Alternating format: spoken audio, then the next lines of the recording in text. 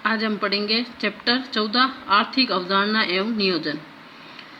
राष्ट्रीय आय का सामान्य परिचय।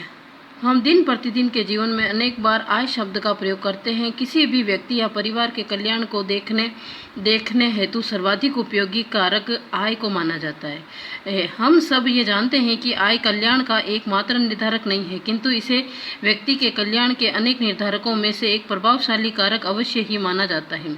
एक व्यक्ति या परिवार की आय बड़ी सीमा तक उसके भौतिक जीवन, सामाजिक परिस्थितियां तथा आर्थिक परिस्थितियों की अवधारणा व्याख्या कर देती है। व्यक्ति या परिवार की भांति ही एक राष्ट्रीय की आय भी ज्ञात की जा सकती है। राष्ट्रीय आय की गणना एक अर्थव्यवस्था के लिए निम्न दृष्टि से महत्वपूर्ण होती है। राष्ट्रीय आय से राष्ट्र की आर्थिक स्थिति तथा आर्थिक प्रगति का ज्ञान होता है। राष्ट्रीय आय के आधार पर हम विभिन्न राष्ट्रों की अर्थव्यवस्था की तुलना कर सकते हैं।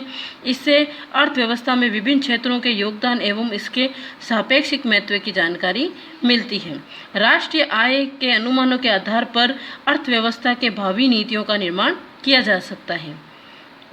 सबसे पहले राष्ट्रीय आय मतलब आय के मतलब आपके देश में, परिवार में, घर में क्या इनकम आती है, तो वो जो आय होती है वो हमारे क्या करता है, आर्थिक कल्याण का एक निर्धारक नहीं है। ठीक है, एक व्यक्ति में अनेक निर्धारकों में से एक चीज होती है, वो होती है आय। और व्यक्ति की आय की एक बड़ी सीमा तक भौतिक जीवन, सामाजिक परिस्थितियां तथा आर्थिक प्रगति की व्याख्या करती है।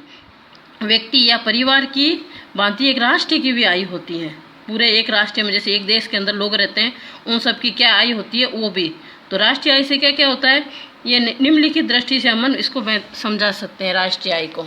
तो उसके 4 कारक दे रखे हैं आपके सामने। पहला कारक क्या है, राष्ट्रीय आय से आर्थिक स्थिति और आर्थिक प्रगति का ज्ञान होता है कि मतलब उस देश की आर्थिक स्थिति कैसी है और उसकी आर्थिक प्रगति कैसी है। राष्ट्रीय आय के आधार पर हम विभिन्न राष्ट्रों की अर्थव्यवस्थाओं की तुलना कर सकते हैं। 2 राष्ट्रों 3 राष्ट्रों में किसके पास अधिक पैसा है, किसकी आर्थिक स्थिति अधिक अच्छी है।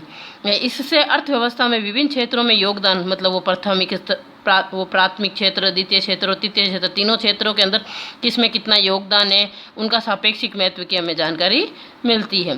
राष्ट्रीय आय के अनुमानों के आधार पर अर्थव्यवस्था के लिए भावी नीतियों का निर्धारण किया जाता है। भावी नीतियों का मतलब भविष्य के लिए कि कभी ज़्यादा पैसा आएगा, देश के पास ज़्यादा पैसा होगा, तभी तो वो भावी नीतियाँ मतलब भविष्य के लिए नई नीतियाँ बनाए गए।